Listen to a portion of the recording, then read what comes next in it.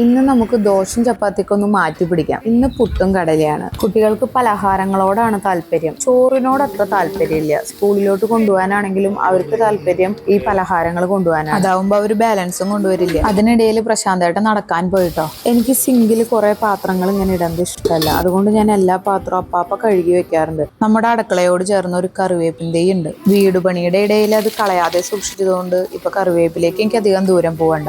അതിനിടയിൽ ചായയും ചോറും പാവയ്ക്കുപ്പേരിയൊക്കെ ഞാൻ റെഡിയാക്കി കേട്ടോ. അങ്ങനെ നമ്മുടെ പുട്ടും കടലയൊക്കെ റെഡിയായി. ഇന്ന് മുടക്കായതുകൊണ്ട് പിള്ളേർ ഇപ്പോഴൊന്നും എണീക്കുന്നു വിചാരിക്കണ്ട. പ്രശാന്തേട്ടൻ അഞ്ചിന്ന് നേരത്തെ പോവും വേണം. അങ്ങനെ പ്രശാന്തേട്ടൻ തിരക്ക് പിടിച്ച് ഭക്ഷണമൊക്കെ കഴിച്ച് പ്രശാന്തേട്ടൻ പോയി.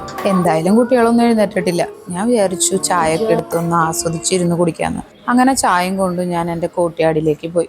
ഈ സെൻറ്ററിൽ വെച്ചിരിക്കുന്ന മരത്തിൻ്റെ പേര് സ്ട്രോബെറി പേരാന്നാണ് കേട്ടോ. അതുമ്പോൾ സ്ട്രോബെറി പോലെ ഇരിക്കുന്ന പേരൊക്കെ ഉണ്ടാവും. അങ്ങനെ ഞാൻ അവിടെ ഇരുന്ന് കുറച്ചു നേരം ചായയൊക്കെ കുടിച്ചപ്പോൾ എനിക്ക് തോന്നി ഫാമിലി ലിവിങ്ങിൽ പോയിരുന്നാലോന്ന്.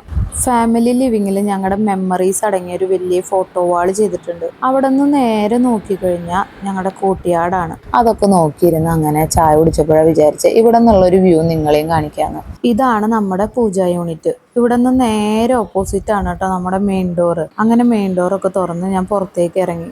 എനിക്ക് വിജയമാമൻ അറിഞ്ഞുകൊണ്ടിട്ട പേരാണ് ഹരിതാന്ന് എനിക്ക് പലപ്പോഴും തോന്നാറുണ്ട്.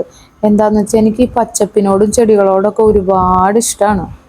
അതൊക്കെ കഴിഞ്ഞ് മീനിന് തീറ്റയൊക്കെ കൊടുത്ത് ഒന്നിരുന്നപ്പോഴത്തേക്കും കുട്ടികൾ എഴുന്നേറ്റു. പല്ല് തേപ്പൊക്കെ കഴിഞ്ഞ് അവർ വന്നു. അവർക്ക് രണ്ടുപേർക്കും ഭക്ഷണമൊക്കെ കൊടുത്തു.